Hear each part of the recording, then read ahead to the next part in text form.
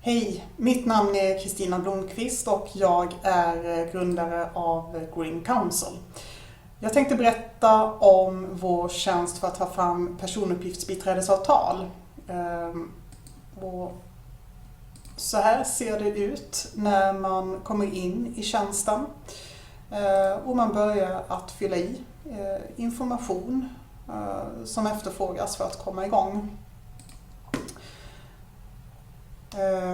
Så här kan det till exempel se ut. Man kan välja vilket språk man ska ha för avtalet.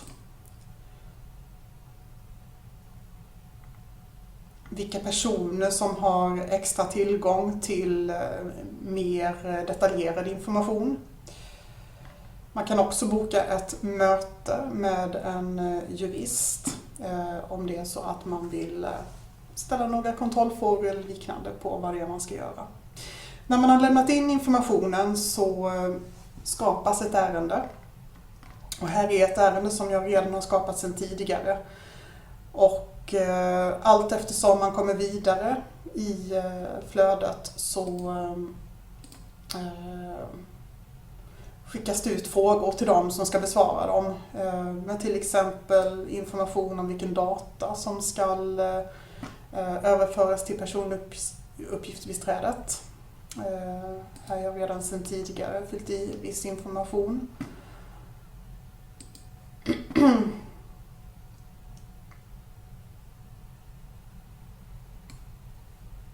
Kan ju bara visa lite grann hur det ser ut också när man ska skriva in mer information om parterna.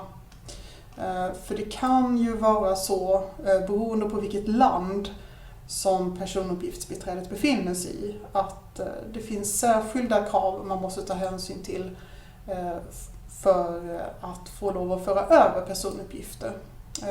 I det här fallet så hade jag från början skrivit att personuppgiftsbiträdet fanns i Sverige.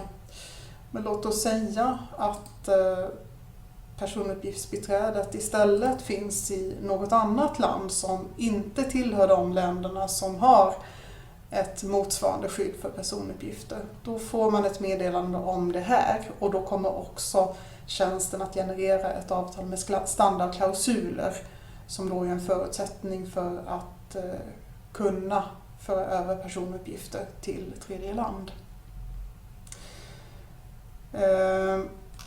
Men nu så ska jag låta det vara kvar på Sverige för enkelhets skull.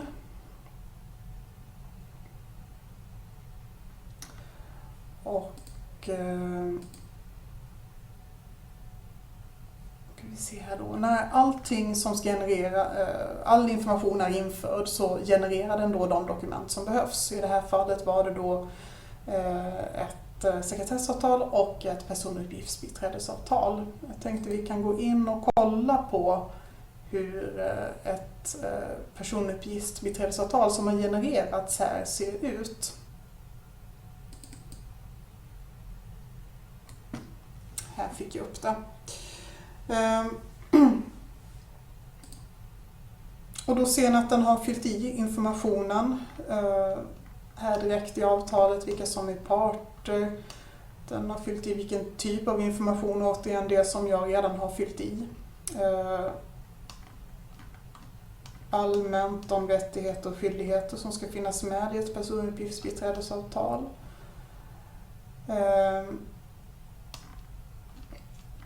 Audits ansvarsbegränsningar, tillämplig lag och så vidare.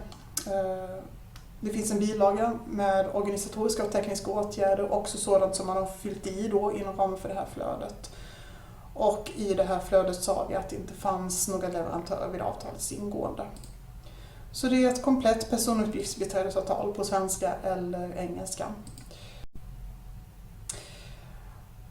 Och när alla parter har godkänt dokumentationen, då ska det undertecknas. Och här har jag då precis själv undertecknat och så återstår det en underskrift här. Man kan underteckna via BankID, via sms eller e-mailbekräftelse eller för hand. Och nu gör jag det enkelt för mig och kör det för hand. Lite så här fult. Och På det sättet så får man då ett komplett avtalspaket på plats för att vara compliant när du överför personuppgifter. Med både sekretessavtal och personuppgiftsbiträdesavtal med den information som behövs och eventuellt också ett avtal med standardklausuler om du för över uppgifter till tredje land som inte har motsvarande skydd som inom EU.